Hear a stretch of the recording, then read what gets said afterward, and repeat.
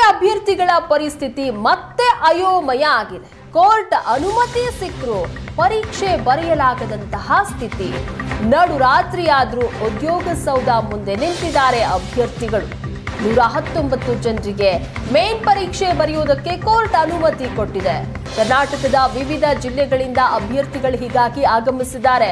ನಿನ್ನೆ ಸಂಜೆ ಅಷ್ಟೇ ಕೋರ್ಟ್ನಿಂದ ಅನುಮತಿ ಸಿಕ್ಕಿರೋದು. ರಾತ್ರಿ 12ರ ಒಳಗೆ ಅರ್ಜಿ ಸಲ್ಲಿಸೋದಕ್ಕೆ ಅವಕಾಶವನ್ನ ಆಯೋಗ ನೀಡಿದೆ. ಅರ್ಜಿ ಸಲ್ಲಿಸಿ ಪ್ರವೇಶ ಪತ್ರವನ್ನ ಪಡೆಯೋದಕ್ಕೆ ನಡುರಾತ್ರಿಯಲ್ಲೇ ಅಭ್ಯರ್ಥಿಗಳು ಕ್ಯೂನಲ್ಲಿ ನಿಂತಿದ್ದಾರೆ.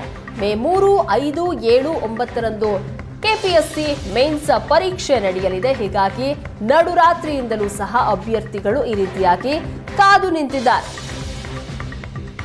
ಕೋರ್ಟ್ ಅನುಮತಿ ಸಿಕ್ಕರೂ ಸಹ ಪರೀಕ್ಷೆ ಬರೆಯಲಾಗದಂತಹ ಸ್ಥಿತಿ ಈಗ ಅಭ್ಯರ್ಥಿಗಳಿಗೆ ಎದುರಾಗಿರೋದು. ಇವತ್ತು ಒಂದಷ್ಟು ಜನ ಅಭ್ಯರ್ಥಿಗಳು, ಸುಮಾರು ಒಂದು 600 ಜನ ಅಷ್ಟು ಅಭ್ಯರ್ಥಿಗಳು ವಿವಿಧ ಕೇಸ್ ಹಾಕಿ ಕ್ಯಾಟ್ ಮತ್ತು ಕರ್ನಾಟಕ ಅಡ್ಮಿನಿಸ್ಟ್ರೇಟಿವ್ ಟ್ರಿಬ್ಯುನಲ್ ಮತ್ತು ಹೈಕೋರ್ಟ್ ಮೊರೆ ಹೋಗಿದ್ವಿ.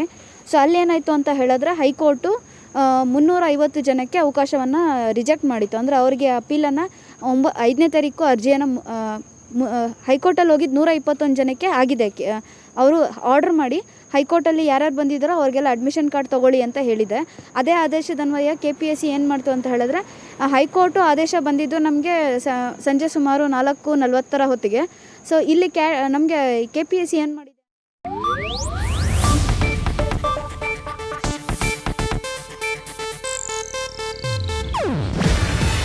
ಇದು ಏಷ್ಯಾನೆಟ್ ನ್ಯೂಸ್ ನೆಟ್ವರ್ಕ್ ಪ್ರಸ್ತುತಿ.